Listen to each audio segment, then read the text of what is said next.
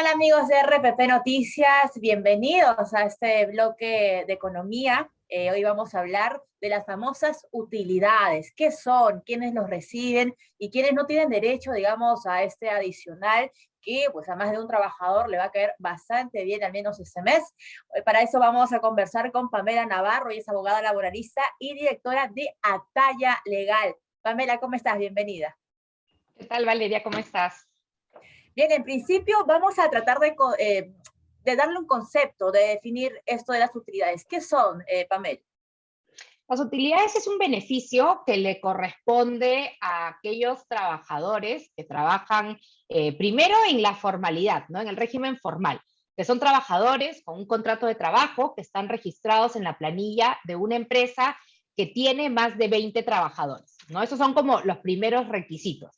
Las utilidades es un beneficio que le corresponde al trabajador, que básicamente está pensado en la distribución de la utilidad o la riqueza que ha generado la empresa, ¿no? Las empresas que generan renta de tercera categoría, ¿no? Las empresas que tienen sus facturas, que comercializan servicios o bienes, que tienen más de 20 trabajadores y que han generado utilidad, ese es otro tema importante, ¿no? Que han generado utilidad, están en la obligación de repartir un porcentaje de esta utilidad con sus trabajadores, siempre que existan más de 20 trabajadores en la empresa. Si no hay 20 trabajadores en la empresa, no hay obligación de reparto de utilidades. Y muchos se estarán preguntando, Pamela, ¿cómo calculo esas utilidades? ¿Qué ojos? Es la utilidad que se genera, por ejemplo, la utilidad del 2022 es lo que se ha generado todo el 2021, ¿es así? Sí, las utilidades se reparten una vez que las empresas presentan su declaración anual de impuestos, ¿no? Y la declaración anual de impuestos empieza, o sea, la fecha de presentación se inicia el 25 de marzo. Las empresas tienen hasta 30 días posteriores a la fecha de presentación de su declaración jurada de impuestos para repartir las utilidades.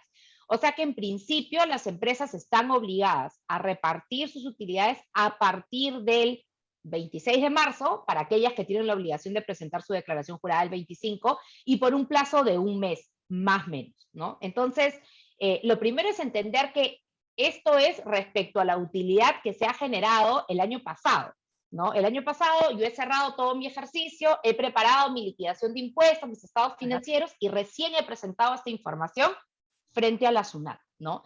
Tú preguntabas, ¿cuánto se reparte? ¿No? Lo primero que tenemos que saber es que es un porcentaje de esta utilidad, no es que toda la utilidad me la van a repartir, ¿no? Y los porcentajes van entre el 5 y el 10% dependiendo de la empresa, para el sector para el cual trabajo.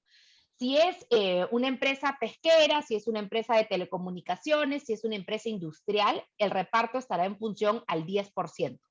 Si es comercio y restaurantes, es el 8% y todas las demás actividades reparten 5%. Ajá. ¿Cómo calculo, Pamela, si de repente yo empecé a trabajar, a ver, el año pasado, en julio, tengo derecho a las utilidades de este año? ¿Cómo se calcula, digamos, cuánto podría recibir yo, trabajadora de alguna empresa? Es difícil que yo solita pueda calcular cuánto me corresponde de utilidad. ¿Por qué? Porque necesito saber cuál es la utilidad que ha reportado mi empleador, ¿no? Información que no necesariamente tengo a la mano. Luego, lo que sí voy a poder saber es cuál es el porcentaje que corresponde repartir. Y una vez que sepa el porcentaje que corresponde repartir, que es como la gran bolsa de la cual se reparten las utilidades se reparten en función a dos criterios. El primero, en función a la cantidad de días efectivamente trabajados. Entonces, se hace una bolsa del total de días trabajados por todos los trabajadores de la empresa en el año 2021, ¿no? Y se saca como un factor, ¿no? El total de días trabajados se divide entre este 50% de la utilidad y van a multiplicar este factor entre los días que yo efectivamente he trabajado. Entonces, la mitad de esta bolsa se reparte en función a los días efectivamente trabajados. Y la otra mitad se reparte entre las remuneraciones percibidas durante el año. Entonces, si tú entraste a trabajar en julio y yo entré a trabajar en enero, a mí me va a corresponder más utilidad. ¿Por qué? Porque he trabajado más días que tú, ¿no? Ahora, si las dos entramos a trabajar en enero, pero tú tienes un sueldo mayor al mío, a ti te va a corresponder más utilidad que a mí, porque hay otra porción, ¿no? Que es el otro 50% que está en función a las remuneraciones. ¿Por qué? Muchas personas preguntan ¿por qué? ¿Por qué en función a días y por qué en función a remuneraciones? Porque la utilidad lo que busca es premiar quien ha tenido de alguna manera mayor injerencia en que la empresa pueda conseguir estas utilidades. Entonces, aquel trabajador que vino a trabajar todos los días, que nunca faltó, aportó más que aquel trabajador que faltó constantemente. Entonces, él va a recibir respecto a los días efectivamente trabajados un poquito más que el otro. Y en cuanto a las remuneraciones, tiene que ver con aquel que tiene mayor responsabilidad para la toma de decisiones dentro de las operaciones. Pamela, ¿y se está contando también a los trabajadores que estuvieron en suspensión perfecta? ¿También ellos? No, los días de suspensión perfecta no se toman en cuenta, salvo que la suspensión perfecta haya sido declarada nula o no haya procedido. Solo en esos casos se toman en cuenta los días de suspensión perfecta. Los días que sí se toman en cuenta para el cálculo de las utilidades, a pesar de que no son días efectivamente trabajados, son, por ejemplo, los días de descanso médico, ¿no? Los días de pre y postnatal, ¿no? Estos también son tomados en cuenta como parte de los días efectivamente trabajados. ¿Quiénes no pueden acceder a las utilidades? ¿Quiénes no reciben? ¿Los practicantes? ¿Quiénes están exentos, digamos, de ese beneficio? Sí, los practicantes que no son trabajadores no reciben utilidades.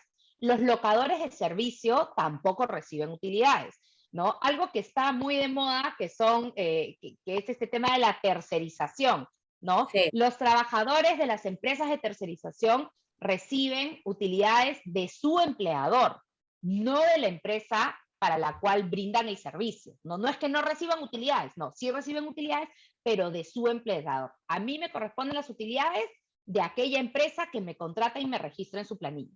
Los locadores de servicios, los independientes, los trabajadores informales, ellos no tienen derecho al pago de utilidades.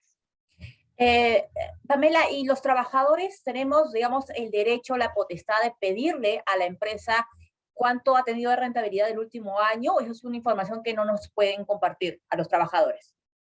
De hecho, al momento del pago de las utilidades, las empresas están obligadas a entregarle a cada trabajador una hoja de liquidación de utilidades, donde figura el monto de la utilidad, el porcentaje que tienen que repartir, el número total de días de todos los trabajadores, el número total de remuneraciones de todos los trabajadores con la fórmula que se ha utilizado para llegar a lo que a ti te van a depositar por concepto de utilidades. Y en caso, por ejemplo, la empresa nos diga, no hemos generado rentabilidad del 2021, ¿está obligada esta empresa a darnos, por ejemplo, el estado financiero, algo que nosotros los trabajadores certifiquemos que efectivamente no generaron utilidades? No están obligadas, porque no es una obligación de la norma, pero en aras de la transparencia, normalmente las empresas suelen compartir esta información, ¿no? Al menos una parte de lo que se presenta ante la SUNAT. Pero no es algo que yo puedo ir y obligarle a la empresa a que me muestre, ¿no? Porque no es una obligación de las empresas. Uh-huh. Bien, clarísimo, entonces ha quedado toda la explicación. Pamela, muchísimas gracias por acompañarnos en este espacio donde hablamos de economía y de cosas que les interesa a las personas, a sus hogares y en sus finanzas. Amigos de RPP, cerramos este pequeño blog.